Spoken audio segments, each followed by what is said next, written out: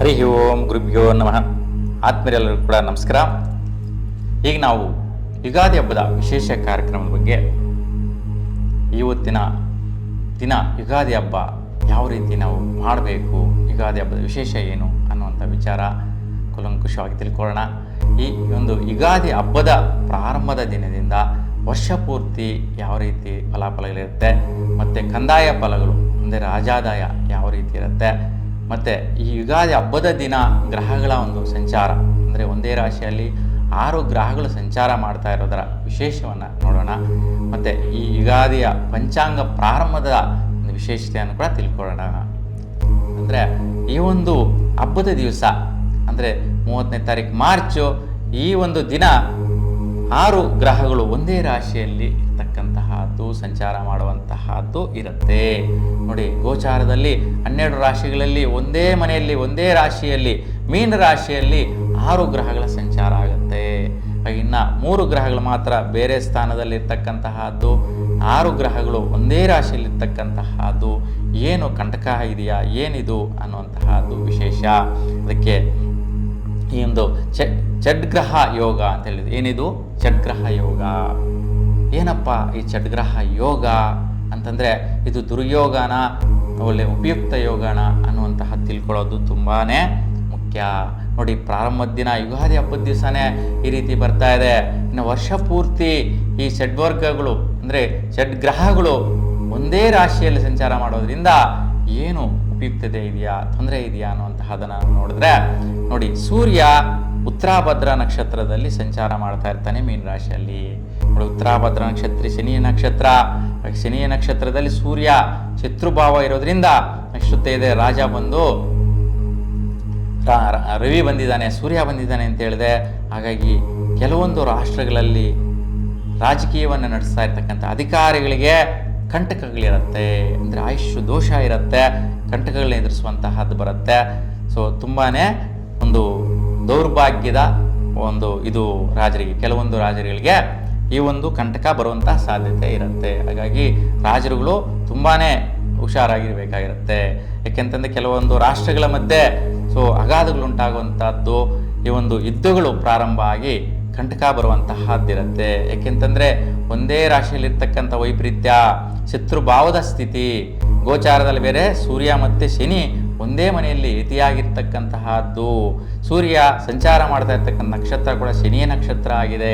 ಹಾಗೆ ಶತ್ರುಭಾವದ ನಕ್ಷತ್ರದಲ್ಲಿ ಹೋಗ್ತಕ್ಕಂಥ ಸೂರ್ಯನೋ ವೈಪರೀತ್ಯನ ಪ್ರಾರಂಭಿಸುವಂತಹ ಸ್ಥಿತಿ ಇರುತ್ತೆ. ಯಾಕೆಂದರೆ ಈ ಹಿಂದೆ ಒಂದು ಮೊದಲ ಮಹಾಯುದ್ಧದ ಕಾಲದಲ್ಲೂ ಕೂಡ ಈ ರೀತಿ ಒಂದು ಒಂದೇ ಮನೆಯಲ್ಲಿ ಗ್ರಹಗಳ ಸಂಚಾರ ಬಂದಾಗ ಈ ಒಂದು ವೈಪರೀತ್ಯ ಬಂದಿರುತ್ತೆ. ಮತ್ತು ದ್ವಿತೀಯ ಒಂದು ಮಹಾಯುದ್ಧ ಬಂದಾಗಲೂ ಕೂಡ ಈ ಒಂದು ವೈಪರೀತ್ಯ ಬಂದಿರತಕ್ಕಂಥದ್ದು. 2019ರಲ್ಲಿ ಕೋವಿಡ್ ವುಹಾನ್ ನಗರದಿಂದ ಪ್ರಾರಂಭ ಆಯಿತು ಚೈನಾದಲ್ಲಿ. ಅಲ್ಲಿಂದ ಪ್ರಾರಂಭ ಆಗುವಂತಹದ್ದು ಕೂಡ 2 ಮನೆಗಳಲ್ಲಿ 4 ಗ್ರಹಗಳು ಮತ್ತು 3 ಗ್ರಹಗಳು ಅತಿಯಾದಂತಹ ಪ್ರಭಾವದಿಂದ ಪ್ರಾರಂಭ ಆಯಿತು ಅಂತ ನಾವು ನೋಡಬಹುದಾಗಿದೆ. ಈ ರೀತಿ ವೈಪರೀತ್ಯಗಳು ಬರುವಂಥ ಸಾಧ್ಯತೆ ಜಾಸ್ತಿ ಇದೆ. ಎಲ್ಲರೂ ಕೂಡ ಎಲ್ಲ ರಾಷ್ಟ್ರಗಳವರು ಈ ಒಂದು ತುಂಬ ಒಂದು ಜಾಗೃತಿಯಿಂದ ಇರ್ತಕ್ಕಂತಹದ್ದು ಉತ್ತಮ ಈ ಒಂದು ವರ್ಷದಲ್ಲಿ. ಇನ್ನು ಚಂದ್ರ ಬಂದು ಪಾಪಗ್ರಹ ಆಗ್ತಾನೆ ರೇವತಿ ನಕ್ಷತ್ರದಲ್ಲಿ ಸಂಚಾರ. ನೋಡಿ, ರೇವತಿ ನಕ್ಷತ್ರ ಅಂದರೆ ಬುಧನ ನಕ್ಷತ್ರ. ಬುಧನಿಗೂ ಮತ್ತು ಚಂದ್ರನಿಗೂ ಸ್ವಲ್ಪ ವೈಪರೀತ್ಯ ಬೇರೆ ಇದೆ. ಇಲ್ಲಿ ಚಂದ್ರ ಪಾಪಗ್ರಹ ಆಗ್ತಾನೆ ಯುಗಾದಿ ಸಮಯದಲ್ಲಿ.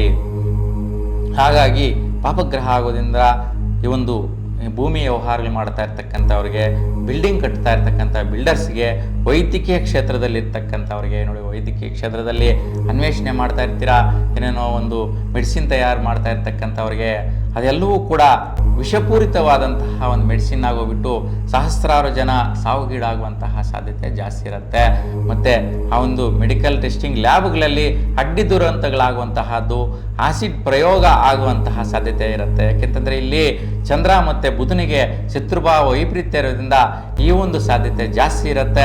ಹಾಗಾಗಿ ಭಾಳಷ್ಟು ತುಂಬ ತೊಂದರೆಯನ್ನು ಇರ್ತಕ್ಕಂತಹದ್ದು ಇರುತ್ತೆ. ಅದಕ್ಕೆ ವೈದ್ಯಕೀಯ ಕ್ಷೇತ್ರದಲ್ಲಾಗಿರ್ಬೋದು, ಮತ್ತು ಭೂಮಿಯ ಮೇಲೆ ಬೆಳೆಗಳು ಬೆಳೀತಾ ಇರ್ತಕ್ಕಂಥವ್ರಿಗೂ ವಿಪರೀತವಾದಂತಹ ಮಳೆ ಬರುವಂತಹದ್ದು, ಮತ್ತು ವಿಪರೀತವಾದಂಥ ಕ್ರಿಮಿಕೀಟಗಳಿಂದ ಭಯ ಬರುವಂತಹದ್ದು, ನಾಶ ಆಗುವಂತಹದ್ದು ಜಾಸ್ತಿ ಇರುತ್ತೆ. ಇನ್ನು ಬುಧ ಗ್ರಹ ಕೂಡ ಇದೇ ರಾಶಿಯಲ್ಲಿ ಸಂಚಾರ, ವಕ್ರಸ್ಥಿತಿ ಸಂಚಾರ ಆಗ್ತಾ ಇದೆ. ಮತ್ತು ಈ ಒಂದು ನೀಚ ಸ್ಥಿತಿ ಸಂಚಾರ ಆಗ್ತಾ ಇರೋದ್ರಿಂದ ಬುಧನು ಕೂಡ ಇಲ್ಲಿ ಶತ್ರುಗ್ರಹಗಳ ಜೊತೆ ಯತಿಯಾಗುವುದರಿಂದ ಪಾಪಗ್ರಹ ಆಗ್ತಾನೆ. ನೋಡಿ ಇಲ್ಲಿ ಬುಧ 3 ರೀತಿ ದೋಷದಲ್ಲಿರ್ತಕ್ಕಂತಹ ಸಂಚಾರ ಯುಗಾದಿ ಸಮಯದಲ್ಲಿ 29, 30, 31 ಈ 3 ದಿನಗಳ ಕಾಲ ಈ ರೀತಿ ಗ್ರಹಗಳ ಸ್ಥಿತಿ ಇರುತ್ತೆ. ಹಾಗಾಗಿ ಇಲ್ಲಿ ಬುಧನು ಉತ್ತರಾಭದ್ರ ನಕ್ಷತ್ರ ಶನಿ ನಕ್ಷತ್ರದಲ್ಲಿ ಸಂಚಾರ. ಹಾಗೆ ಶನಿಗೂ ಮತ್ತು ಬುಧನಿಗೂ ಮಿತ್ರತ್ವ ಇರೋದ್ರಿಂದ ಹೆಚ್ಚಿನ ವೈಪರೀತ್ಯ ಇರಲ್ಲ.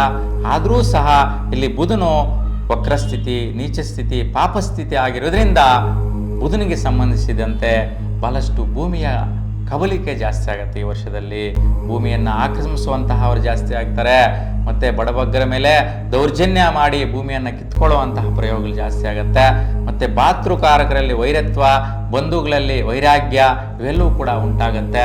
ತುಂಬಾ ಜಾಗೃತಿಯಿಂದ ಇರಬೇಕು. ಅವರೆಲ್ಲರೂ ಕೂಡ ಬುಧಗ್ರಹ ಶಾಂತಿ ಮಾಡ್ಕೊಳ್ಳೋದು ಉತ್ತಮಪ್ರದ ಆಗಿರುತ್ತೆ. ಮತ್ತು ವಿಶೇಷವಾಗಿ ಶುಕ್ರ ನೋಡಿ ವಕ್ರಸ್ಥಿತಿ ಅಂದರೆ ಉಚ್ಚ ಸ್ಥಿತಿಯಲ್ಲಿದ್ದಾನೆ. ಆದರೂ ಸಹ ವಕ್ರವಾಗಿರ್ತಕ್ಕಂತಹದ್ದು ಉತ್ತರಾಭದ್ರ ನಕ್ಷತ್ರ ಶನಿಯ ನಕ್ಷತ್ರದಲ್ಲಿ ಸಂಚಾರ. ನೋಡಿ ಇಲ್ಲಿ ಶನಿಗೂ ಶುಕ್ರನಿಗೂ ಮಿತ್ರತ್ವನೇ, ವೈಪರೀತ್ಯ ಇಲ್ಲ. ಆದರೂ ಕೂಡ ಉಚ್ಚ ಸ್ಥಿತಿಯಲ್ಲಿರ್ತಕ್ಕಂಥ ಶುಕ್ರನು ವಕ್ರಸ್ಥಿತಿ ಇರತಕ್ಕಂತಹದ್ದು. ಹಾಗಾಗಿ ಬಹಳಷ್ಟು ಈ ಒಂದು ಜಲಕಂಟಕಗಳಾಗುವಂತಹದ್ದು. ನೋಡಿ ವಿಪರೀತವಾದಂತಹ ಮಾರುತಗಳು ಅಂದರೆ ವಿಪರೀತವಾದಂಥ ಗಾಳಿ ಬಂದು ತುಂಬ ಜನಕ್ಕೆ ಹೊಡೆತ ಆಗುವಂತಹದ್ದು, ತೊಂದರೆಗಳು ಬರುವಂತಹದ್ದು ಜಾಸ್ತಿ ಇರುತ್ತೆ. ಮತ್ತು ಈಶಾನ್ಯ ಭಾಗದಲ್ಲಿ ಈಶಾನ್ಯ ದೇಶಗಳು ಅಂದರೆ ಪೂರ್ವ ಈಶಾನ್ಯ ದೇಶಗಳು ಅಂತೇಳಿ ಹೇಳ್ತೀನಿ. ಅಂದರೆ ನಮ್ಮ ಭಾರತ ದೇಶಕ್ಕೆ ಪೂರ್ವ ಈಶಾನ್ಯ ದೇಶಗಳು ಅಂದರೆ ನೇಪಾಳ ಆಗುತ್ತೆ, ಹಿಮಾಚಲ ಪ್ರದೇಶ ಆಗುತ್ತೆ. ಮತ್ತು ಹಂಗೆ ಮುಂದೆ ನಾವು ಬೇರೆ ದೇಶಗಳು ನೋಡಿದ್ರೆ ಚೈನಾ ಆಗಿರ್ಬೋದು, ಮತ್ತು ಉತ್ತರ ಕೊರಿಯಾ, ದಕ್ಷಿಣ ಕೊರಿಯಾ. ಸೊ ಈ ಒಂದು ದೇಶಗಳಲ್ಲಿ ವಿಪರೀತವಾದಂತಹ ಒಂದು ಜಗಲಕಂಟಕವಾದಂತಹ ಒಂದು ದ್ವೇಷಗಳು ಬರುವಂತಹದ್ದು, ಮತ್ತು ಜಲದಿಂದ ತೊಂದರೆಗಳು ಬರುವಂತಹದ್ದು.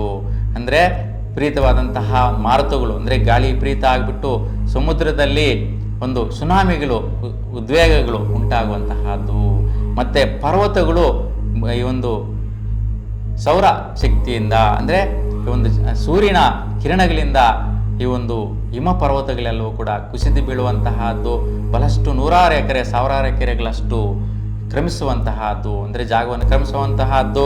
ಬಹಳಷ್ಟು ಜೀವರಾಶಿಗಳಿಗೆ ಮತ್ತು ಪ್ರಾಣ ನಷ್ಟಗಳಾಗುವಂತಹ ಸಾಧ್ಯತೆ ಜಾಸ್ತಿ ಇರುತ್ತೆ. ಮನುಜುಕುಲಕ್ಕೆ ಮತ್ತು ಪಶು ಪಕ್ಷಿಗಳಿಗೆ ಕೂಡ ವೈಪರೀತ್ಯಗಳಾಗುವಂತಹ ಸಾಧ್ಯತೆ ಇರುತ್ತೆ. ಯಾಕೆಂದರೆ ಹಿಮ ಪರ್ವತಗಳೇ ಕರಗಿ ಬೀಳುವಂತಹ ಸಾಧ್ಯತೆ ಇರುತ್ತೆ. ಹಾಗಾಗಿ ಪೂರ್ವ ಈಶಾನ್ಯ ದಿಶೆಯಲ್ಲಿ ಈ ಒಂದು ವೈಪರೀತ್ಯಗಳು ಬರುವಂತಹದ್ದು ತುಂಬ ಖಂಡಿತವಾಗಿಯೂ ಕೂಡ ಇರುತ್ತೆ. ಹಾಗಾಗಿ ನಮ್ಮ ಭಾರತ ದೇಶದ ಹಿಮಾಲಯ ಪರ್ವತಗಳ ಸುತ್ತಲೂ ಇರ್ತಕ್ಕಂತಹ ಪರ್ವತ ಶ್ರೇಣಿಗಳಲ್ಲಿರ್ತಕ್ಕಂತಹ ಜನಸಾಮಾನ್ಯರಿಗೆ ಈ ಒಂದು ತೊಂದರೆಗಳು ಬರುವಂತಹದ್ದಿರುತ್ತೆ. ಹಾಗಾಗಿ ಈ ಒಂದು ಇದರಿಂದ ಮುನ್ನೆಚ್ಚರಿಕೆಯನ್ನು ವಹಿಸೋದು ತುಂಬ ಉತ್ತಮ ಆಗಿರುತ್ತೆ. ಇನ್ನು ಇದೇ ರಾಶಿಯಲ್ಲಿ ರಾಹು ವಕ್ರಸ್ಥಿತಿ ಸಂಚಾರದಲ್ಲಿ ಪೂರ್ವಭದ್ರ ನಕ್ಷತ್ರ ಗುರುವಿನ ನಕ್ಷತ್ರದಲ್ಲಿ ನೋಡಿ, ಪೂರ್ವಭದ್ರ ಅಂದರೆ ಗುರುವಿನ ನಕ್ಷತ್ರ. ಗುರುವಿನ ನಕ್ಷತ್ರದಲ್ಲಿ ರಾಹು ಇದ್ದರೆ ಚಾಂಡಾಲ ಯೋಗ ಉಂಟಾಗತ್ತೆ. ಹಾಗಾಗಿ ಗುರು ಅಂತಂದರೆ ಈ ಒಂದು ಸಮಾಜ ಸೇವಕರು ಅಂತೇಳಿ ಹೇಳ್ಬೋದು, ಧರ್ಮ ಕ್ಷೇತ್ರದಲ್ಲಿರ್ತಕ್ಕಂಥವ್ರು ಅಂತ ಹೇಳ್ಬೋದು. ಅಂತಹ ಅವರಿಗೆ ಅಪನಿಂದೆಗಳು ಉಂಟಾಗುವಂಥದ್ದು, ಆಪಾದನೆಗಳು ಉಂಟಾಗುವಂತಹದ್ದು ಗುರುಗಳಿಗೆ. ಮತ್ತು ಧರ್ಮ ಕಾರ್ಯಗಳನ್ನು ಮಾಡ್ತಾ ಇರ್ತಕ್ಕಂಥವ್ರಿಗೆ ಅವರ ಒಂದು ಆಸ್ತಿ ಪಾಸ್ತಿಗಳಿಗೆ ದ್ರೋಹಗಳು ಉಂಟಾಗುವಂತಹದ್ದು, ಅವರ ಮಠಗಳಿಗೆ ತೊಂದರೆಗಳು ಬರುವಂತಹದ್ದು, ಅಡಚಣೆಗಳು ಮಾಡುವಂತಹ ವ್ಯಕ್ತಿಗಳು ಅಂದರೆ ರಾಕ್ಷಸರು ಉಂಟಾಗ್ತಾರೆ. ಅಂದರೆ ರಾಕ್ಷಸತ್ವ ಇರ್ತಕ್ಕಂತಹವರು ಈ ಒಂದು ಆಸ್ತಿ ಪಾಸ್ತಿಗಳ ಮೇಲೆ ದೌರ್ಜನ್ಯದಿಂದ ಕಿತ್ಕೊಳ್ಳುವಂತಹದ್ದಾಗಲಿ, ಒಂದು ವೈರಾಗ್ಯ ದ್ವೇಷವನ್ನು ಕಾಡುವಂತಹದ್ದಾಗಲಿ ಬರುತ್ತೆ. ಶನಿ ಪೂರ್ವಭದ್ರ ನಕ್ಷತ್ರದಲ್ಲಿ ಗುರು ನಕ್ಷತ್ರದಲ್ಲಿರ್ತಕ್ಕಂಥದ್ದು ಪ್ರವೇಶ ಆಗಿದ್ದಾನೆ. 29ನೇ ತಾರೀಕು ಬೆಳಗ್ಗೆ 5:25 ಕುಂಭರಾಶಿಯಿಂದ ಮೀನ ರಾಶಿ ಪ್ರವೇಶ ಮಾಡುವಂತಹ ಶನಿ ನೋಡಿ, ಸುಮಾರು 2.5 ವರ್ಷಗಳ ಕಾಲ ಇಲ್ಲಿ ಶನಿ ಸಂಚಾರ ಮಾಡ್ತಾ ಇರ್ತಾನೆ ಮೀನ ರಾಶಿಯಲ್ಲಿ. ಹಾಗಾಗಿ ಮೀನ ರಾಶಿಯವ್ರಿಗೂ 7.5 ಇರುತ್ತೆ, ಕುಂಭರಾಶಿಯವ್ರಿಗೂ ಇನ್ನೂ 2.5 ವರ್ಷ ಇರ್ತಕ್ಕಂತಹದ್ದು, ಮೀನ ರಾಶಿಯವ್ರಿಗಾದರೆ ಇನ್ನೂ 5 ವರ್ಷಗಳ ಕಾಲ ಇರ್ತಕ್ಕಂತಹದ್ದು. ಮೇಷರಾಶಿಯವರಿಗೆ ಈಗ ತಾನೇ ಪ್ರಾರಂಭ ಆಗ್ತಿರ್ತಕ್ಕಂತಹ 7.5 ಪ್ರಾರಂಭ. ಹಾಗಾಗಿ ಈ 3 ರಾಶಿಗಳವ್ರಿಗೆ ಮತ್ತು ಧನುಸ್ಸು ರಾಶಿಯವರಿಗೆ ಅರ್ಧಾಷ್ಟಮ ಶನಿ ತೊಂದರೆಗಳು ಬರುತ್ತೆ. ಅದಕ್ಕೆ ಈ 3 ರಾಶಿಗಳು ತುಂಬ ಜಾಗೃತಿಯಿಂದ ಇರೋದು ತುಂಬ ಉತ್ತಮಪ್ರದ. ಹಾಗೆ ಶನಿ ಈ ರಾಶಿಗೆ ಬಂದರೂ ಗುರುವಿನ ಒಂದು ನಕ್ಷತ್ರದಲ್ಲಿರೋದ್ರಿಂದ ಕೆಲವೊಂದು ಕೆಟ್ಟವರನ್ನೆಲ್ಲ ಸಂಹಾರ ಮಾಡುವಂತಹ ಶಿಕ್ಷೆಗಳು ಕೂಡ ಇರುತ್ತೆ. ಹಾಗಾಗಿ ಈ ಒಂದು 6 ಗ್ರಹಗಳ ಸಂಚಾರದಿಂದ ಮತ್ತು ರಾಹುಕೇತು ಪ್ರಭಾವದಿಂದ ಈ ಒಂದು ಕಾಲಸರ್ಪ ದೋಷ ಬರುತ್ತೆ. ಹಾಗಾಗಿ ಈ ಒಂದು ಯುಗಾದಿಯಿಂದ ಕಾಲಸರ್ಪ ದೋಷ ಬರೋದ್ರಿಂದ ಅರ್ಧ ಫಲ ಶ್ರೇಷ್ಠವಾಗಿದೆ, ಇನ್ನು ಅರ್ಧ ಫಲ ಕಂಟಕಗಳಿಂದ ಕೂಡಿರುತ್ತೆ. ಹಾಗಾಗಿ ನಾಗದೇವರ ಆರಾಧನೆ, ಪೂಜೆ, ಕೈಂಕರ್ಯಗಳು ಯಾರು ಮಾಡ್ತಾರೆ ಅಂತ ಅವರಿಗೆ ಈ ಒಂದು ಅರ್ಧಾಶ್ರಮ ದೋಷಗಳು ಬರುವುದಿಲ್ಲ, ಮತ್ತು ಕಾಲಸರ್ಪ ದೋಷಗಳು ಬರುವುದಿಲ್ಲ. ಹಾಗೆ ಈ ರೀತಿ 6 ಗ್ರಹಗಳು ಒಂದೇ ರಾಶಿಯಲ್ಲಿ ಇರ್ತಕ್ಕಂತಹದ್ದು ಷಡ್ಗ್ರಹಗಳ ಯೋಗ ಫಲ ಮತ್ತು ದುಷ್ಫಲಗಳನ್ನು ನಾವು ಈ ರೀತಿಯಾಗಿ ನೋಡ್ಬೋದಾಗಿದೆ. ಒಟ್ಟಾರೆಯಾಗಿ ಈ ನವನಾಯಕರುಗಳಲ್ಲಿ ನಿಮ್ಮೆಲ್ಲರಿಗೂ ಕೂಡ ಈ ಒಂದು ಯುಗಾದಿ ಹಬ್ಬದಿಂದ ವರ್ಷ ಪೂರ್ತಿ ನಿಮ್ಮ ಇಷ್ಟಾರ್ಥಗಳು, ಯಾಕೆಂದರೆ ಪ್ರತಿಯೊಬ್ಬರಿಗೂ ಕೂಡ ಯುಗಾದಿ ಪ್ರಾರಂಭ ಆಯಿತು ಅಂತಂದರೆ ಮತ್ತೆ ಬರುವಂತಹ 2026ರಲ್ಲಿ ಮಾರ್ಚು ಮತ್ತು ಏಪ್ರಿಲಲ್ಲಿ ಬರುವಂತಹ ಒಂದು ಯುಗಾದಿಯವರೆಗೂ ಕೂಡ ನಮಗೆ ಒಳ್ಳೆ ರೀತಿ ಶುಭಗಳು ಬರಬೇಕು, ಒಂದು ಒಳ್ಳೆ ರೀತಿಯ ಶುಭ ಕಾರ್ಯಗಳಾಗಬೇಕು, ಜೀವನದಲ್ಲಿ ಉತ್ತಮವಾದಂಥ ಫಲಗಳು ಪಡಿಬೇಕು ಅನ್ನುವಂತಹ ಒಂದು ಆಶೆಗಳಿರುತ್ತೆ. ನಿಮ್ಮ ಒಂದು ಹಿತೈಷಗಳೆಲ್ಲವೂ ಕೂಡ, ನಿಮ್ಮ ಇಷ್ಟಾರ್ಥಗಳೆಲ್ಲವೂ ಕೂಡ ಒಳ್ಳೆಯದಾಗಲಿ. ನಿಮ್ಮ ಒಂದು ಇಷ್ಟ ದೇವರ, ನಿಮ್ಮ ಕುಲದೇವರ ಅನುಗ್ರಹ, ಕೃಪಾ ಕಟಾಕ್ಷ ನಿಮಗೆ ಆಯುಷ್ಯು, ಆರೋಗ್ಯ, ಧನಕನಕ ವಸ್ತು ವಾಹನಗಳು, ಆರೋಗ್ಯಗಳು ಇವೆಲ್ಲವೂ ಕೂಡ ಯೋಗ ಬಲಗಳನ್ನೆಲ್ಲವೂ ಕೂಡ ಅನುಗ್ರಹಿಸಲಿ ಅಂತ ಭಗವಂತನಲ್ಲಿ ಪ್ರಾರ್ಥಿಸ್ತಾ, ಅವೆಲ್ಲರಿಗೂ ಕೂಡ ಶುಭವಾಗಲಿ.